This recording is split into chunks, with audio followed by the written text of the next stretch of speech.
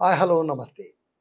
విజయార్య క్షత్రియ BRS party అధికార ప్రతినిధి మాటల పుట్ట ఉన్నది ఉన్నట్టు కుండ బద్దలు కొట్టినట్లు రాజకీయాల్లోన సూటితనం పనికిరాదు అనే వాదన ఉన్నా కూడా ఏ విషయాన్నైనా కూడా సూటిగా సుస్పష్టంగా చెప్పగలగడం ఆయనకున్నటువంటి ఒక గుణం.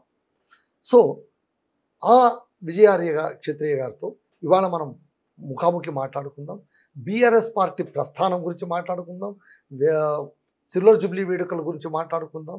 ఇప్పటి రాష్ట్ర పరిస్థితుల్లోన బీఆర్ఎస్ పార్టీ ఏం చేస్తుంది, ఏం చేయబోతుందో అన్ని విషయాలు కూలంకుషంగా మాట్లాడుకుందాం. సార్ నమస్తే. సార్ నమస్తే సార్. మొత్తం మీద నిన్న కేసీఆర్ మన రేవంత్ రెడ్డి గారు, ముఖ్యమంత్రి రేవంత్ రెడ్డి గారు మాటలు విన్న తర్వాత కేసీఆర్ క్లీన్ బోల్డ్ చేశాడని ఏమైనా మీరు అనుకుంటున్నారా రేవంత్ రెడ్డి గారిని, లేదా ఆయన సెల్ఫ్ అవుట్ అయ్యాడని మీరేమైనా అనుకుంటున్నారు? అంటే దాన్ని రాజకీయ భాషలో చెప్పాలి అని అంటే తాను శిష్యుడు, తాను ఒకరికి గురువు. రేవంత్ రెడ్డి గారు తాను శిష్యుడు ఒకరికి, తాను ఒకరికి గురువు. అంటే ఆయన కూడా ఒక టీం ఉంది, బ్రహ్మాండమైన టీం, మంచి శక్తివంతుడే కాదని మేము అనం. కానీ ఆయన గురువు ఆదేశాలను ఆయన అనుసరిస్తూ ఉంటాడు. ఆయన గురువు ఎక్కడ? రెండు తెలుగు రాష్ట్రాల్లో ఎక్కడో ఒక చోట ఉంటాడు.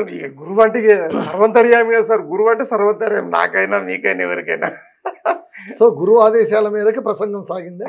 అయితే చాలా మంది నిన్నటి ఆయన ప్రకటనతో తెలంగాణ ప్రజలు ఏదైతే కాంగ్రెస్ పార్టీకి ఓట్లు వేశారో ఆ ప్రజలు, ముఖ్యంగా కాంగ్రెస్ పార్టీకి ఓట్లు వేసిన ప్రజలు, రేవంత్ రెడ్డి గారిని నమ్మిన ప్రజలు, రేవంత్ రెడ్డి గారు వెనకాల ఉన్న ప్రజలు, రేవంత్ రెడ్డి గారి సొంత కొటారి, వీళ్ళకి నిద్రలేని రాత్రులు నిన్న జరిగినాయి. కారణాలు వాళ్ళు గుద్దుకుంటున్నారు. ఆయనతో డైరెక్ట్ కూడా అని ఉండొచ్చు అనుకుంటున్నా నేను. ఏమని, అరే ఏమన్నా ఏం మాట్లాడాలో తెలియదా, ఎందుకంటే తెలియకుండానే మాట్లాడింటారు. అదే కదా వచ్చిన పంచాయతీ, తెలిసి మాట్లాడారు. అయితే రాజకీయాల్లో అలాంటి చతురత కలిగినటువంటి శిష్యుడు ఉండడం అనేది ఆ గురువు చేసుకున్న పుణ్యం. అది మా తెలంగాణ ప్రజలకు గొడ్డలి పెట్టు లాంటిది. రాబోయే రాజకీయాలను మలుపు తిప్పే క్రమంలో ఖచ్చితంగా నిన్నటి రేవంత్ రెడ్డి గారి సంభాషణ తెలంగాణ రాష్ట్ర రాజకీయాలను మలుపు తిప్పే విధంగా ఉందంటారా? 100% అదే చెప్తున్నాను. అంటే వెండి వేడుకల్లోన కేసీఆర్ ప్రసంగం కంటే కూడా ఈ ప్రసంగం మలుపు తిప్పుతుంది. వచ్చే రాజకీయాలను మలుపు తిప్పే క్రమంలో భాగంగానే అన్నీ తెలిసిన రేవంత్ రెడ్డి గారు చాలా సుస్పష్టంగా ఆయన నిన్న ఉన్నది ఉన్నట్టుగా అంటే ఎన్నికల కంటే ముందు కూడా ఉన్నది ఉన్నట్టుగా చెప్పిండు, ఎన్నికల తర్వాత సీఎం అయినాక కూడా ఉన్నది ఉన్నట్టుగానే నడుచుకుంటుండు, దాని తర్వాత ఇప్పుడు కూడా ఉన్నది ఉన్నట్టుగానే చెప్తా ఉన్నాడు అనేది ఒక భ్రమ కల్పించి కాబట్టి ఆయన సొంత రాజకీయాలను ఆయన గురువు గారి ఆదేశాల మేరకు తెలంగాణలో ఇంప్లిమెంటేషన్ చేసే క్రమంలో భాగంగా, అంటే పునాదులు వేస్తూ ఉన్నాడు ఆయన వచ్చే భవిష్యత్ రాజకీయాలకు. కాబట్టి ఆయన అన్నీ తెలిసే ఆ విధంగా మాట్లాడింది, అది తెలియంది కాదు. అది కేసీఆర్ గారు లాంటి, చంద్రబాబు నాయుడు గారు లాంటి, మోదీ గారు లాంటి మహామౌలకు అర్థమవుతుంది రేవంత్ రెడ్డి ఎందుకు అట్లా మాట్లాడాడు అంటే. ఆయన ఏమనుకుంటున్నా అంటే వారి కోసమే మాట్లాడారా? లేదు ఆ ముగ్గురు కోసమే మాట్లాడి ఉండొచ్చా? ఉద్దేశం బ్రహ్మాండంగా ఆ ముగ్గురి కోసమే మాట్లాడి ఉండొచ్చా? దాంట్లో ముగ్గురు కోసమైనా, తన కోసమైనా, ప్రజల కోసమైనా వచ్చే భవిష్యత్తు రాజకీయాలు ఆ ముచ్చట్లతో, ఆ ప్రకటనతో ముడిపడి ఉన్నాయి కాదని రేవంత్ రెడ్డి గారిని డైరెక్ట్గా డిబేట్ చేస్తే కూడా నేను అడుగుతా, మీలాగా ముఖాముఖి అయితే కూడా అడుగుతా. అంటే వచ్చే రాజకీయ పరిణామాలు ఏ విధంగా ఉన్నాయనంటే, ఆయన ఒక రాజశేఖర్ రెడ్డి గారిని స్ఫూర్తిగా తీసుకొని జగన్మోహన్ రెడ్డి గారిని ఒక ఐకాన్ గా తీసుకొని అంటే పార్టీ నుంచి బయటకు వచ్చేస్తారా? తెలంగాణలో ఒక కొత్త పార్టీని పెట్టాలనే క్రమంలో భాగంగా సో రేవంత్ రెడ్డి గారు కొత్త పార్టీ పెట్టడానికి అన్ని ఏర్పాట్లు చేసుకుంటున్నారని నిన్నటి ప్రసంగంతో ప్రూవ్ అయిపోయింది. 100%. జనాలకు తెలియదు కానీ ఆయన బాగా దగ్గర ఉన్నట్టు ఒక్కొక్కరిద్దరికి తెలుసు ఏం జరుగుతా ఉంది, ఏం జరగబోతా ఉంది అనేది. కానీ ఆ క్రమంలో భాగంగానే ఆయన అన్నీ తెలిసే నిన్న ఆ విధంగా మాట్లాడారు. అంటే సొంత పార్టీలోనూ పొగ ఎక్కువైపోయిందా? అయితే సొంత పార్టీ పెట్టే క్రమంలో స్ఫూర్తి ప్రదాతగా, అంటే ఈరోజు మనము గత రాజకీయాలను గమనిస్తే రెడ్డి వర్సెస్ కమ్మ, అవును, ఉమ్మడి ఆంధ్రప్రదేశ్లో చూసినా కూడా రెడ్డి వర్సెస్ కమ్మ, కాంగ్రెస్ పార్టీని మొత్తము రెడ్డి ఆధిపత్య వర్గం, అంటే రెడ్డి కమ్యూనిటీ మొత్తం కాదు, రెడ్డిలలో ఉన్నటువంటి ఆధిపత్య వర్గం, అంటే ఆర్థికంగా కానీ రాజకీయంగా కానీ ఒక సంఘపరంగా కానీ కులపరంగా కానీ ఆధిపత్యం చెలాయించేటటువంటి వాళ్ళందరూ కాంగ్రెస్లో చేరి ముఖ్య పదవిని వాళ్ళు చేతమట్టున్న విషయం మీకు తెలుసు, ప్రజలకు కూడా తెలుసు, నిర్ణేతలు. అంటే వీళ్ళేమో కాంగ్రెసు నెహ్రూ గారిది, ఇందిరాగాంధీ, రాజీవ్ గాంధీ, సోనియా గాంధీ, రాహుల్ గాంధీ. కానీ దీన్ని రెంట్కు తీసుకున్నారు ఉమ్మడి ఆంధ్రప్రదేశ్లో కానీ, లేదు ఇప్పుడున్న కాంగ్రెస్ ఏది మన తెలంగాణ కానీ, లేదా ఆంధ్రలో కూడా కానీ దీన్ని రెంట్కు తీసుకోవడం అంటారు, సొంతది కాదు. అయితే ఆ ముచ్చట ఇప్పట్లో లేదులేండి. అయితే రాజశేఖర రెడ్డి గారు ఆనాడు తిరుగుబాటు చేశారు కాంగ్రెస్, రెడ్డి కాంగ్రెస్ పెట్టిండ్రు, అవును, మళ్ళీ కలిపేసిండ్రు. అంటే తన మాట వినకపోతే నేను ఇట్లా చేస్తా అని అధిష్టానానికి చూపెట్టడానికి చేసిన ప్రయోగం రాజశేఖర రెడ్డి గారు. దాని తర్వాత మాట విన్న తర్వాత మళ్ళీ కలిపేసి. ఇప్పుడు రేవంత్ రెడ్డి గారు కూడా అదే పరిస్థితిలో ఉన్నారంటారా? 100% అండి. అంటే అధిష్టానం ఆయన మాట వినే 100%. ఈరోజు రాజశేఖర రెడ్డి గారు మరణానంతరం జగన్మోహన్ రెడ్డి గారికి ముఖ్యమంత్రి కుర్చీ ఇచ్చేది ఉండే, ఇచ్చిరా? ఇయ్యలే కదండి. రోషయ్య గారికి ఇచ్చారు, తర్వాత కిరణ్ కుమార్ రెడ్డి గారికి ఇచ్చారు, జగన్మోహన్ రెడ్డి గారిని పక్కకు పెట్టారు. కానీ పార్టీ అధికారంలోకి రావడానికి ఎవరు కారణం? తన తండ్రి కారణం, రాజశేఖర రెడ్డి గారు. ఆయన ఎట్లా వదిలిపెడతాడు? స్వతహాగా మేము సంపాదించుకున్న అధికారాన్ని మా అనుయాయులైనటువంటి వాళ్లకు ఎట్లా ముఖ్యమంత్రి పదవి ఇస్తారు అనే కదా. ఆయన కష్టపడి తనను తాను నిరూపించుకున్నాడు, వైఎస్ఆర్సీపీ పార్టీ పెట్టి నిరూపించుకున్నాడు, ముఖ్యమంత్రి అయ్యాడు. దాన్ని మనం ఒప్పుకోవాలి. వారు చెయ్యకున్నా కూడా తాను అయ్యాడు. ఎగ్జాక్ట్. అది కాంగ్రెస్ కు ఈరోజు ఎంత శాపంగా మారింది అనేది కాంగ్రెస్ కు తెలుసు. అక్కడ ఆల్మోస్ట్ పునాదిలోనే పడిపోయింది. తెలుసు. అందులో జగన్మోహన్ రెడ్డి గారు చాలా గొప్ప గేమ్ ఆడిండు ఆ టైంలో కూడా. యుద్ధం ఆంధ్ర తెలంగాణ యుద్ధం నడుస్తూ ఉన్న ప్రజల మధ్యలో, రాజకీయ నాయకుల మధ్యలో. కానీ ఆయన సైలెంట్ మోడ్లో ఉన్నాడు ఆ టైంలో, ఉన్నమాట వాస్తవం. అందుకోసం మొదటిసారి చంద్రబాబు నాయుడు ముఖ్యమంత్రి అయ్యాడు అక్కడ. సమైక్యాంధ్ర మీకు ఇప్పుడు అర్థమైంది కదా. ఆయనేమో నో అని చంద్రబాబు నాయుడు కారాకండిగా వన్ సైడ్ ఉంటే, జగన్మోహన్ రెడ్డి గారు ఆ మాట అనలేదు. అన్నందుకు గాను ఆయన మొదటిసారిగా ముఖ్యమంత్రి కాలేదు, ఈయన ముఖ్యమంత్రి అయ్యాడు చంద్రబాబు గారు. అంతే కదండి. దాని తర్వాత మళ్ళీ వస్తే ఇక్కడ వస్తే తెలంగాణకు వస్తే ఇది ముఖ్యం. అక్కడ ఉమ్మడి ఆంధ్రప్రదేశ్ లో అనేది తేలిపోయింది, వీళ్ళ ఉంటే వాళ్ళ అనేది. ఇప్పుడు తెలంగాణ వచ్చింది, 2 రాష్ట్రాలు అయినాయి కాబట్టి అక్కడ వర్సెస్ 2 సంవత్సరాలు కూడా, ఇది 3వ సంవత్సరం కదా జరిగేది. 3వ సంవత్సరంలో కూడా రెడ్డి వర్సెస్ కమ్మనే నడిచింది. ఒకరి మీద ఒకరు ఆధిపత్య పోరు నడుస్తూ ఉన్నమాట. తెలంగాణకు వచ్చి 2 దఫాలుగా అవకాశము మరి కేసీఆర్ గారికే ఇచ్చారు.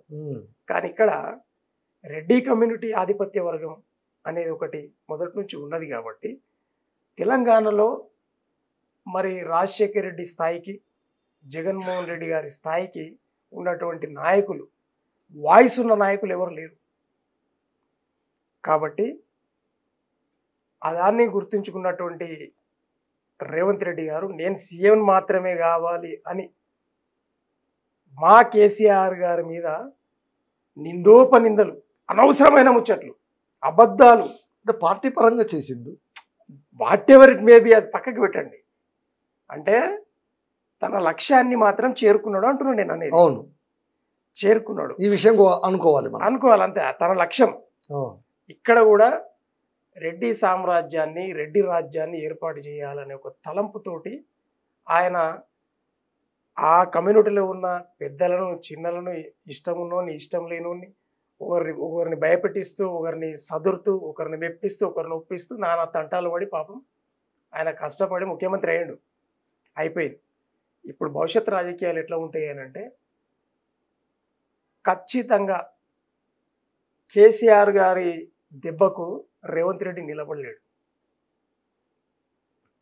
కేసీఆర్ గారు ఇప్పుడు 1 year అవుతుందండి, 420 హామీలు అమలుకు నోచుకోలేనటువంటి, అసాధ్యమైనటువంటి. ఎందుకు ఆనాడే కేసీఆర్ గారు పార్లమెంట్ ఎన్నికలలో చెప్పారు, ఇవి అసాధ్యమండి 426. నేను కూడా 10 సంవత్సరాలు పరిపాలన చేసిన. అవునా? వాళ్ళు ఇచ్చిన హామీలను కూడా నేను నెరవేర్చిన. పథకాల పేరు వేరు పెట్టినా కూడా కొన్నిటిని వాళ్ళు పెట్టిన పేర్లే పెట్టుకుంటూ నేను ప్రజలకు మేలే చేసిన. కానీ ఇది అసాధ్యమైనటువంటిది. అనవసరంగా 420 అబద్ధాలు చెప్పారు నా మీద.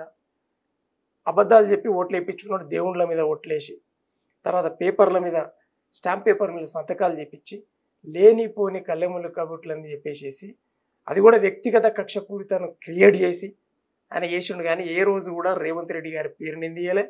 రేవంత్ రెడ్డి ఎవరో నాకు తెలియదు అన్నంత సినిమా కేసీఆర్ గారు చూపెట్టారు. ఇది వాస్తవం, అది ప్రజలు కూడా కాదండి. రేవంత్ రెడ్డి గారిని అనవసరంగా రాజకీయ కక్షతో జైల్లో కూర్చోపెట్టినందుకే కదా ఇంత పరిణామక్రమం ఈ రోజు కేసీఆర్ గారు. దాంట్లో కేసీఆర్ గారిది పాత్ర ఏముంది? పాత్ర ఏముంటుందండి? నేను ఒక్క మాట అండి, నేనున్నానండి. నన్ను కేసీఆర్ గారు తప్పు చేయమంటారా? నన్ను పురమాయించాడు కదా. తప్పు చేస్తే ఇంక ఇన్ని జైల్లో పెట్టరా? వలవేసి పట్టారు అని. అయితే అది ఏదైతే ఉందో పోలీస్ ఇంటెలిజెన్స్ ఎవరి చేతిలో ఉండింది? డీజీపీ చేతిలో ఉంటుందండి. పోలీసు చేతిలో ఉంటారు, అది వేరు. డీజీపీ ఎవరి చేతిలో? జీతగాడు ఆ ముఖ్యమంత్రికి? నో, అది ఇండిపెండెంట్ అండి. అది ఆటోనమస్ బాడీ. పోలీస్ వ్యవస్థ అనేది ఆటోనమస్ బాడీ. సార్ మీరు ఇలా మాట్లాడితే ఇక మేము ఏం చెప్పగలం? లేదు, నిజమండి. ఏ ముఖ్యమంత్రి ఉంటారో, ఏ ప్రభుత్వం ఉంటుందో ఆ ప్రభుత్వం ఏది ఏమన్నా ఉండనండి వ్యవస్థ ఖచ్చితంగా. అయ్యా, భారత రాజ్యాంగంలో మీరు మరి మీరు ఆ మాట మాట్లాడి నేను జవాబు చెప్పాల్సి వస్తుందండి. అట్లా కాదండి. ఇప్పటిదాకా ఏ ప్రభుత్వం 3 విభాగాలు అవి సర్వసత్తాకమైనవి. కరెక్ట్. అబ్జర్వర్ మాత్రమే, పెద్ద మనిషి మాత్రమే, కానీ డైరెక్షన్ ఇవ్వలేడు. తప్పు చేస్తే డైరెక్షన్ ఇస్తాడు. రాజ్యాంగాన్ని అతిక్రమిస్తే డైరెక్షన్ ఇస్తాడు. ఎవరు? ముఖ్యమంత్రి, ప్రధానమంత్రి. రాజ్యాంగానికి లోబడి ఆ అధికారి పనిచేస్తున్నప్పుడు సూచనలు కూడా చేయకూడదు. సూచనలు కూడా ఆయనను పని చేయనియాలి. డీజీపీ, పోలీసు వ్యవస్థ అనేది అది ఆటోనమస్ బాడీ. ముఖ్యమంత్రికి ఏం సంబంధం లేదు. ఇంటెలిజెన్స్ రిపోర్ట్ వచ్చింది, అక్కడేమో జరుగుతుంది. సరే, దాంట్లో 5 కోట్లకు మాట్లాడుకుని తర్వాత సార్ 5 కోట్లకు మాట్లాడుకుని సరే దాంట్లో 50 లక్షలు ఇస్తూ పట్టుడు పోయినటువంటి రేవంత్ రెడ్డి గారు, దానికి కేసీఆర్ గారికి ఎట్లా సంబంధం ఉంటుంది? సరే, దాన్ని కాస్త పక్కన పెడదాం. ఇప్పుడు రేవంత్ రెడ్డి గారు ముఖ్యమంత్రి అయిపోయారు. ఆయన అనుకున్న లక్ష్యాన్ని, ఆయన టార్గెట్ ఆయన రీచ్ అయిపోయారు. ఓకేనా? ఆయన్ని పాలన చేయకుండా అడ్డు తగులుతున్నది ప్రతిపక్షమా, స్వపక్షమా? 100% సపక్షమే. ప్రతిపక్షంలో మేము ఉన్నామండి. ముఖ్యమంత్రి స్థాయిలో ఎవరున్నా మేము ఈ క్వశ్చన్ చేస్తాం. అదే మీరు ఇచ్చిన హామీలు ప్రజలకు ఇచ్చిన నెరవేర్చండి అని అంటాం. ఇంతే కదండి ప్రతిపక్షం చేసేది. వాళ్ళున్నా గదే చేస్తారు, మేమున్నా గదే చేస్తాం. కానీ ఈరోజు రేవంత్ రెడ్డి గారి స్థాయి ఒక మామూలు జడ్పీటీసీ నుండి ముఖ్యమంత్రి అయిన సందర్భంలో దాన్ని చూసి ఓర్వలేనటువంటి, ఎవరైతే ఆయన ముఖ్యమంత్రి నామినేషన్ ఫిక్స్ అయిపోయిన తర్వాత ఏ మంత్రులైతే అడ్డుకట్ట వేసి నిన్నగాక మొన్న వచ్చినోనికి ఎట్లా ముఖ్యమంత్రి ఇస్తారు, ఇక మేము బయటికి వెళ్ళిపోతున్నాం, ఇక మీరు ఎట్లా చేస్తారో చేయండి, మాకు కూడా 10 ఎమ్మెల్యేలు ఉన్నారు, మాకు కూడా 5 ఎమ్మెల్యేలు ఉన్నారు, మాకు కూడా 15 మంది ఎమ్మెల్యేలు ఉన్నారు, పోటాపోటీ తత్వంలో ఆనాడు ముఖ్యమంత్రి పదవి ఇవ్వకుండా అడ్డుకున్నటువంటి శక్తులు ఈరోజు నిర్వీర్యం కానీ కారణం అది. కాబట్టి రేపొద్దుగల ఆ సపక్షంలో ఉన్న వాళ్ళే ఆయనకు శత్రువులు తప్పిస్తే ఎప్పుడు కూడా మాకు కాంగ్రెస్ పార్టీ శత్రువు అండి. పార్టీ శత్రువు. ఏ వ్యక్తి ముఖ్యమంత్రి ఉంటే మాకేంది, ఏ ఎమ్మెల్యే ఉంటే మాకేంది. కాంగ్రెస్ పరిపాలన ఎప్పుడు వచ్చినా కూడా, ఇప్పుడు కాదు గతంలో వచ్చినా ఇప్పుడు వచ్చినా, అది ఎట్లయినా కురిసి కొట్లాటలలో కుమ్ములాటలలోనే అది వస్తుంది. ప్రజలకు చేసేది ఏం లేదు, అవినీతికి పాల్పడతారు అనేది సుస్పష్టం, అది ప్రజలకు కూడా తెలుసు. కానీ బీఆర్ఎస్ పార్టీ అనేది పేరు మార్చబడ్డటువంటి టీఆర్ఎస్ పార్టీ. అది పుట్టిందే తెలంగాణ ప్రజల కోసం, పెరిగిందే ప్రజల కోసం. మరి రేపు పొద్దుగల భవిష్యత్ తరాల కోసము ఈరోజు యుద్ధం చేస్తుందే తెలంగాణ ప్రజల కోసం అండి. కాబట్టి మాకు బీజేపీ అయినా గంతే, కాంగ్రెస్ అయినా గంతే. రేపు పొద్దుగల రేవంత్ రెడ్డి గారిని సీఎం కుర్చీ మీద దించి ఇంకొకరిని కూర్చునబెట్టిన వెంటనే యుద్ధం అక్కడ స్టార్ట్ అయిపోతుంది. ఈయన వర్గం ఈయనకు, ఆయన వర్గం ఆయనకన్న తర్వాత సభ రద్దు అవుతుంది, ఎన్నికలు అవుతాయి. ఆ ఎన్నికలు అయ్యే సందర్భంలో అవ్వండి, మీకు చెప్తా ఉన్నాం కదా మేము. ఆ సందర్భంలో తెలంగాణలో 100% తెలంగాణలో కొత్త పార్టీ ఆవిర్భవిస్తుంది. కాంగ్రెస్ ఆర్ అంటే రెడ్డి, ఆర్ అంటే రేవంత్ రెడ్డి. కాంగ్రెస్ ఆర్. ఎందుకంటే సంచలనమైన విషయాలు చెప్తాను, మీకు అంత పక్కాగా ఎలా తెలుసు? పక్కాగా ఎలా తెలుసు అంటే మేము మానవులం కదా, మేము రాజకీయ వ్యూహకర్తలం కదా. అంటే జ్ఞానం ఒకటి సొత్తా, అంత ఖచ్చితంగా చెప్పండి. జ్ఞానం ఒకటి సమాచారం మీ దగ్గర లేదండి. జ్ఞానం ఒకటి సొత్తా. ఇది ఊహనే కావచ్చు, ఇది ఊహనే కావచ్చు, కానీ అది నిజమైన రోజు, అది నిజమైన రోజు ఎందుకు నిజమైతే నేను ఎవిడెన్స్ ఇస్తున్నా కదా మీకు, నేను ఎవిడెన్స్ ఇస్తున్నా కదా. రాజశేఖర రెడ్డి గారి తిరుగుబాటు, జగన్మోహన్ రెడ్డి గారి తిరుగుబాటు, రెడ్డి వర్సెస్ కమ్మ. ఈడ లేదు, ఈడ ఇంకొక పార్టీకి శూన్యత ఉంది. ఆ శూన్యతను పూరించడానికి వేసిన ఎత్తుగడలో భాగమే స్పేస్. అంటే ఇక్కడ రెడ్డి వర్సెస్ వెలమ అనేది ఇక్కడ క్రియేషన్ చేసుకోవాలి. కాబట్టే ఆయన మొండి పట్టుతోటి సీఎం అయ్యిండు అనేదే మేము అనుకుంటా ఉన్నాం. అందులో భాగంగానే చంద్రబాబు నాయుడు గారు వర్సెస్ కమ్మ వర్సెస్ వెలమ సంబంధంలో తెలంగాణలో ఈరోజు కమ్మలకు స్థానం లేకుండా పోయింది. కాబట్టి ఆయన పగబట్టి రేవంత్ రెడ్డి అనే శిష్యుని తయారు చేసుకొని బ్యాక్ ఎండ్లో కమ్మలు రెడ్లు ఒకటైపోయి తెలంగాణలో ఈ వెలమ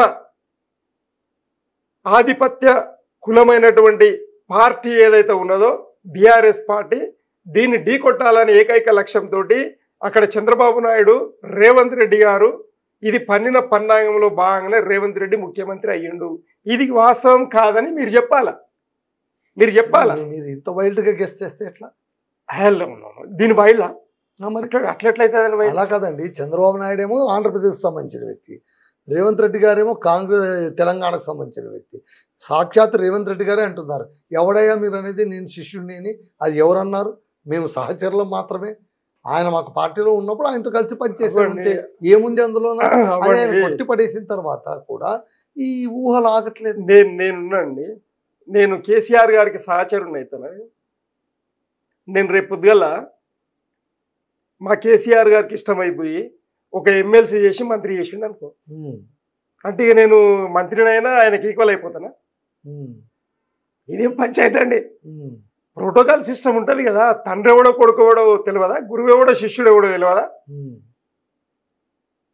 అంటే గురువు అనేటోడు తాను కూర్చున్న కుర్చీ, ముఖ్యమంత్రి కుర్చీ మీద కూర్చుని పెట్టినంత మాత్రాన చంద్రబాబు నాయుడు గారికి ఈయన సహచరుడు అవుతాడా? మీరు చెప్పండి.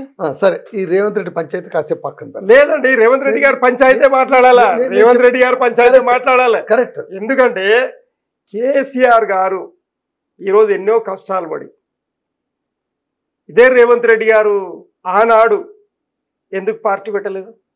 నిజంగానే తెలంగాణ బిడ్డ అయితే, తెలంగాణ ప్రజల గోస ఈయన పట్టించుకున్నోడైతే ఈయన ఆ దినము ఎందుకు పార్టీ పెట్టలే? కేసీఆర్ గారు తీరు. మరి నీకు చేతగానప్పుడు కేసీఆర్ గారి నాయకత్వాన్ని నువ్వు ఎందుకు ఒప్పుకోవట్లేదు? కేసీఆర్ గారు నానా కష్టాలు పడి, నానా యాతనలు పడి, అహర్నిశాలు కష్టపడి తెలంగాణ ప్రజల కోరిక, అమరవీరుల కోరిక, ఎన్నో వేల మంది చనిపోయింది. 1940లో మొదలైనటువంటి తెలంగాణ ఉద్యమము మరి ఈరోజు 75 ఏళ్ల తర్వాత సాకారం కావడానికి కారణం ఎవరు? ఆనాడు దోకా జరిగింది, తెలంగాణ ప్రజా సమితి వల్ల దోకా జరిగింది. చెన్నారెడ్డి గారికి కురిసిస్తామని చెప్పి ఆనాడు పంచాయతీ కూడా కొట్టిరు. అంటే వచ్చిన తెలంగాణను ఆనాడేమో నెహ్రూ గారేమో ఆడవిల్లా మోపిలాడు అని చెప్పేసి ఆంధ్ర మగపిల్లగాడు, మరి తెలంగాణ అంటే Hyderabad state Telangana. Yes sir అదే చెప్తున్నా. అంటే ఆనాడేమో అట్లా కలిపి అట్లా మోసం చేస్తారు కాంగ్రెస్. తర్వాత ఇందిరమ్మ మరి ఆనాడు 16 మంది ఎంపీలకు గాను 11 మంది ఎంపీలు తెలంగాణకి గెలిచిపోయి మ్యాండేట్ ఇస్తే ఓర్చుకోలేక ఇందిరమ్మ ఉక్కుపాదంతో దక్కేసి వచ్చిన తెలంగాణ నానాడే రద్దు చేసింది, చెల్లాచెదరైపోయింది. మళ్ళీ దశ ఉద్యమం వచ్చిన తర్వాత ఎవరెందుకు పట్టించుకోలేరు అంటున్నా నేను అనేది.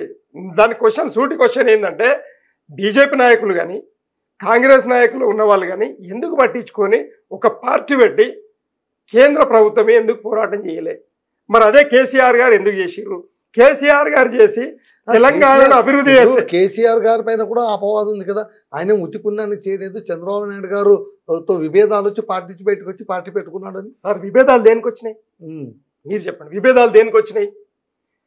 1999-2004 టర్మ్లో 1999 అనేది సపరేట్గా ఎన్టీఆర్ గారు లేకుండా వెళ్ళినటువంటి ఎన్నికలండి. అప్పుడు ఆయనకు చాలా మద్దతు అవసరం.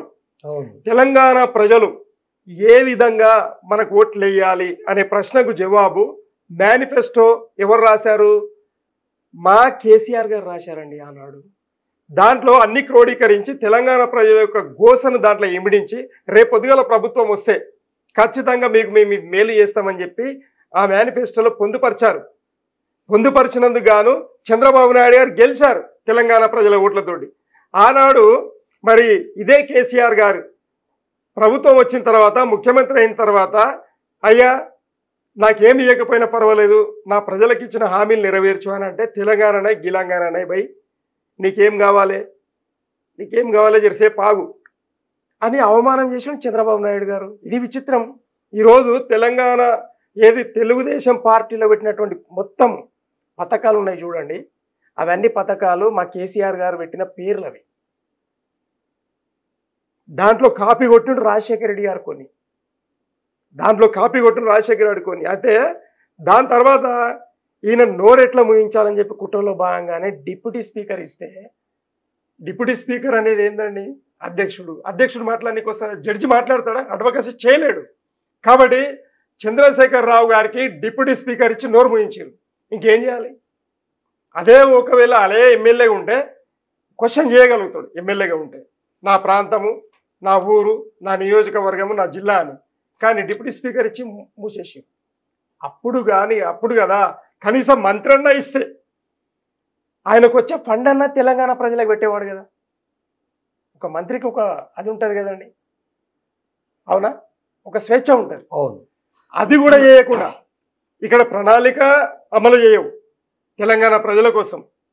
తర్వాత మంత్రి పదవి కూడా నీవు ఇయ్యవు. ఎందుకు? నాకు స్వేచ్ఛ ఇస్తే కనీసం నాకు వచ్చే ఫండ్ అన్నా నేను తెలంగాణ ప్రజలకు పెడుతుండే. అది కూడా ఇయ్యవు. డిప్యూటీ స్పీకర్ ఇచ్చి నోరు మోయించుండు. ఆయన ఏం చేయాలా? కాబట్టే బ్రహ్మాండంగా తెలుగు దేశం పార్టీకి సంబంధించిన పార్టీ పదవులకు ప్రభుత్వ పదవికి రాజీనామా చేసి తెలంగాణ ప్రజల గోసను ఏదైతే మేనిఫెస్టోలో ఆనాడు ఇమిడించిండో అదే పాయింట్ల మీద పార్టీ పెట్టిండు. సార్ ఓకే, మీరు ఇన్ని మాటలు చెప్తున్నారు కదా, తెలంగాణ గోసను విన్నవాడు, తెలంగాణ ఉద్యమాన్ని నడిపినటువంటి ఉద్యమశీలి, తెలంగాణ జాతి పితగా కూడా కొంతమంది చేత కీర్తింపబడేటువంటి కేసీఆర్ గారు 100% కేసీఆర్ గారిని గత ఎన్నికల్లోన ప్రజలు ఎందుకు పక్కన పెట్టారు సార్? దాంట్లో వాస్తవంగా మా కేసీఆర్ గారే చాలా సార్లు అంతర్గత మీటింగ్లలో అది స్వయం కాంగ్రెస్ మీద ప్రేమ కాదు, కాంగ్రెస్ మీద ప్రేమ కాదు, మీ పార్టీలో అంతర్మదనం జరిగింది, దీనిపై 100% జరిగింది. అదే కేసీఆర్ గారు మా అంతర్గత మీటింగ్లలో అసలు మనం ఓడిపోవడానికి కారణాలు ఏమిటి, ఎమ్మెల్యేలను మార్చకపోవడం, కొద్దిగా బాగా మానవతా దృక్పథం ఉన్నటువంటి ఫీడ్బ్యాక్ వచ్చినా, ఇంటెలిజెన్స్ ఫీడ్బ్యాక్ వచ్చినా కూడా ఎందుకు అదే కొద్దిగా మానవతా దృక్పథం ఉన్నటువంటి వ్యక్తి సరే మానవతా దృక్పథమా లేక వదులుచుకుంటే వాళ్ళ వల్ల ఏమైనా ఇబ్బందులు ఎదురవుతాయని? అట్లేం లేదు, అట్లేం లేదు. మనకు గతంలో కొందరు ఎమ్మెల్యేలు మమ్మల్ని వదిలితే కనుక మేము మొత్తం అంతా మళ్ళీ తిరగబెడతామని ఎలక్షన్ల ముందు అన్న మాటలు ఉన్నాయి. అసలు కారణం ఏంటంటే ఒకటేమో 30 నుండి 40 మందిని మార్చకపోవడం ఒక పాయింట్, అదే మెయిన్ పాయింట్. రెండవది ఏంటంటే ఎందుకు మార్చేది ఉండే అనేది ఒక పాయింట్.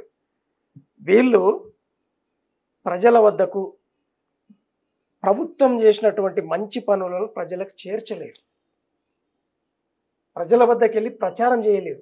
ఇన్ని మంచి పనులు జరిగాయి, తెలంగాణ అభివృద్ధి జరుగుతూ ఉన్నది, 30 ఏళ్ళ ప్రణాళిక ముందల పెట్టుకొని ఒక్కొక్క సంవత్సరం ఒక్కొక్క మెట్టు తెలంగాణ ఎదుగుతూ ఉంది అనే విషయాలు ఏవి కూడా ప్రజలకు చెప్పలేదండి. అంటే ఇప్పుడు ఒక రకంగా ప్రాంతీయ పార్టీలో ఉండే మైనస్ పాయింట్ ఇదేమనిపిస్తుంది నాకు. ఎందుకంటే అక్కడ ఒక వ్యక్తి ఉంటారు, మీరు ప్రజల వద్దకు వెళ్ళినా ఎమ్మెల్యే ప్రజలతో ఏం చెప్పుకున్నా పథకాలు ఏం ప్రచారం చేసినా అల్టిమేట్గా వాళ్ళు చూసేది కేసీఆర్ మాత్రమే. Yes, exactly. అక్కడ జగన్మోహన్ రెడ్డి గారినే చూశారు, చంద్రబాబు నాయుడు గారినే చూశారు. సో ప్రాంతీయ పార్టీల స్ట్రక్చరాలజీ ఇలా ఉన్నప్పుడు మళ్ళీ ఏ ఎమ్మెల్యేకైనా ఎందుకు ఉత్సాహం ఉంటుంది? అయితే ఇందులో భాగంగా అవునండి, ఎప్పుడు కూడా నేను ఏమంటా అంటే రాజ్యం అనేది శరీరం లాంటిది, చాలామంది ఏమనుకుంటారంటే మనల్ని ఎవరు గమనిస్తలేరు అనుకుంటాం. చెయ్యి బయటికి కనిపిస్తూనే ఉంటుంది, ఈ చెయ్యి బయటికి కనిపిస్తూనే ఉంటుంది, ముఖం బయటికి కనిపిస్తూనే ఉంటుంది, కాళ్ళు బయటికి కనిపిస్తూనే ఉంటాయి. ఏమండి, దేని విలువ దానికి ఉంటుంది కదా. నాయకత్వం అనేది ఆ విధంగా ఇమిడిపోవాలి. ఆ ఇమడనంటే రాజకీయం అనేది తెలియని వాళ్ళు రాజకీయాల్లో ఉంటే ఇదే వచ్చిన పంచాయతీ. కేసీఆర్ గారు ఒకటే ముఖం ఉంటుందండి, శరీరానికి 10 ముఖాలు ఉంటాయి. దశావతారాలు అనేటి వ్యక్తులతో చూపించబడతాయి. ఏం సార్, వ్యక్తికి 10 తలలు ఎక్కడ ఉంటాయి? తన ఆలోచన విధానాన్ని ఒక్కొక్క నాయకుడి ద్వారా ఆ మహానాయకుడు ఏం చేస్తాడంటే దాన్ని విపులీకరించి ప్రజలకు చెప్తా ఉంటాడు. అడ్మినిస్ట్రేషన్ నడుస్తూ ఉంటుంది కనిపించకుండా. అవన్నీ తెలిసిన వాళ్ళు ఆ నాయకుని పట్టుకునే ఉంటారు. తెలియని వాళ్ళు ఏం చేస్తారండి, తొందరపాటు పడి మొత్తం పేరంతా ఆయనకే వస్తుంది, ముఖమంతా ఆయన్నే చూస్తుర్రు, మనకెందుకు, ఇక మనము ఇంత జీవం ఉన్న శివాల్లాగా పడింది మేము పెద్ద రాంగ్. ఈరోజు మీకు ఉదాహరణకు అక్కడ కూడా మోదీ గారు ఉన్నారు, లేదు ఇందిరాగాంధీ గారు ఉండ్రి, లేదు నెహ్రూ గారు ఉండ్రి, రాజీవ్ గాంధీ గారు ఉండ్రి.